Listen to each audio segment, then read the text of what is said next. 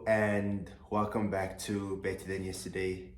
Today I am doing another individual video and it's going to be a book recommendation. This book is called Ego is the Enemy by Ryan Holiday. So when doing a bit of research about Ryan Holiday, I came across the fact that he is living a humble lifestyle in Texas, which this book also talks about. It talks about keeping your ego in check because this is beneficial and is really going to help you when you make a success and when you achieve one of your goals, that you don't lose focus because you've achieved this. You don't let it fill up your head that I can do anything and nothing is going to stop me. It's also very beneficial to keep your ego in check when you're going through failures. A lot of the times we want to fall into the victim mindset of it's only me that is going through difficult times. Why aren't other people going through difficult times? So you kind of put the blame on the world, that you question and say, no, it's only me, and why should it just be me? But once your ego is in check, you can look back and see that a lot of people, actually everyone, goes through difficulties and setbacks in life, and it's not just you. So there's the first lesson that I learned in this book is it talks about always being a student and never letting yourself think that you know everything. This is going to enable you to keep learning new things that's going to help you to make a success in whatever area in your life it is in. It could be in sports, it could be in your career, it could be in relationships. There's always something to learn, and my belief is that we're all always going to be learning until we die. So we should never stop being a student. That's why this book is recommended for students who are finishing their degrees. It's their final year in university, or it could also be recommended for someone who's just got a promotion in their work, just to realize that they shouldn't think that they've made it now.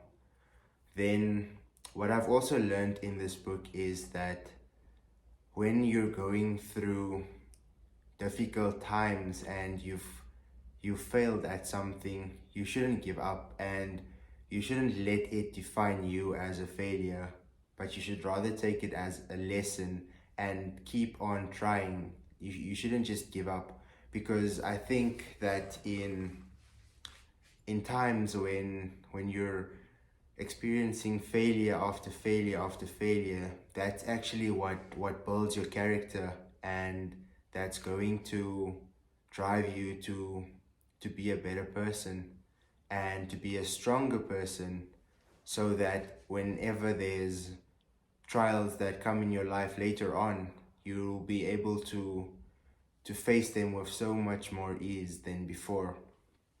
So never let a failure define you.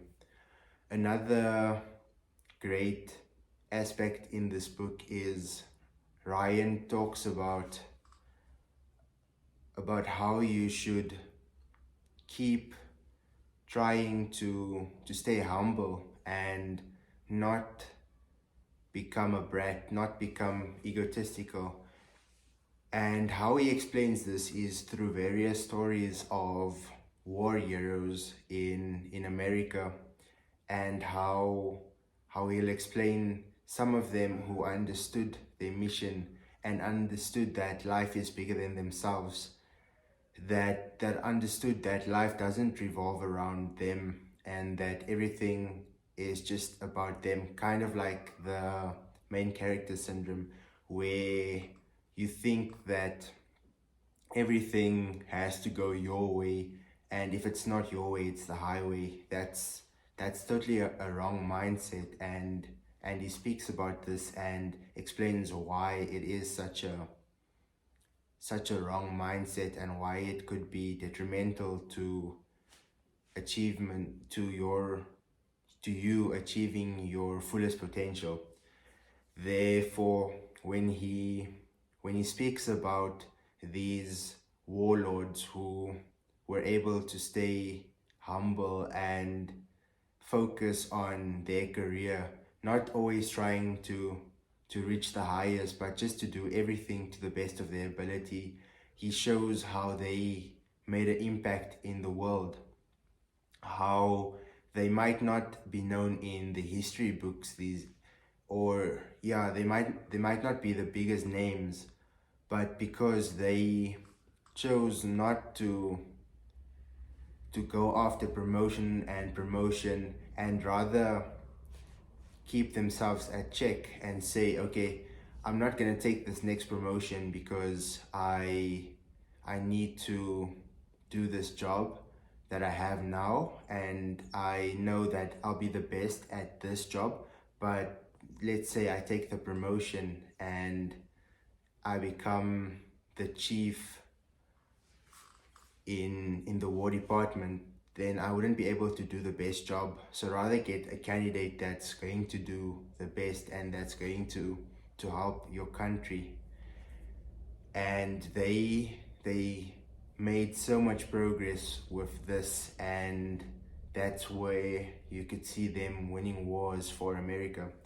But then you look at other guys that decided to grow their ego, to listen to their ego. They failed miserably in leading the country. Some of these were chief generals that just came out of war, and they were presented the opportunity to choose anything that they want to pursue next. They were given permission. So this guy chose to be America's president.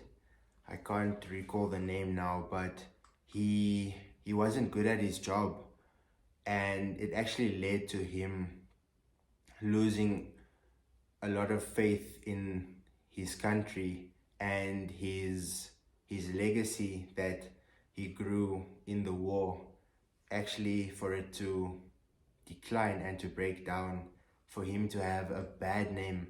Later on, this guy actually went and tried to run a business, but because of his ego, he didn't run things the right way. He wanted to do it his way and never learn from someone else. He didn't want to listen to his advisors, and he actually went broke, died pretty young as well because of all the stress he had, and I think he had a heart attack. So keeping your ego in check is going to help you to be confident in knowing that I can learn more, and to realize that, life is going to have its difficulties, but you can still get out of it. It's going to help you get out of your head and not be delusional, creating these lifestyles or this amount of money that you think you're going to achieve, and that at the end of the day, it could have only at the end of the day, it was only your imagination and you've never achieved it. But keeping your ego in check, you can still be ambitious and actually plan towards reaching your dreams, your aspirations, your goals, but being able to achieve them because you've kept an open mindset, and don't you don't let one victory become your last victory, but you can go from victory to victory. So I definitely recommend that you buy this book and you read it, or you can get it from a library, wherever. But definitely invest in yourself, invest in your knowledge by taking the time to read this book. It's really something that's talking to me, and it's challenging a lot of views that I've had on life.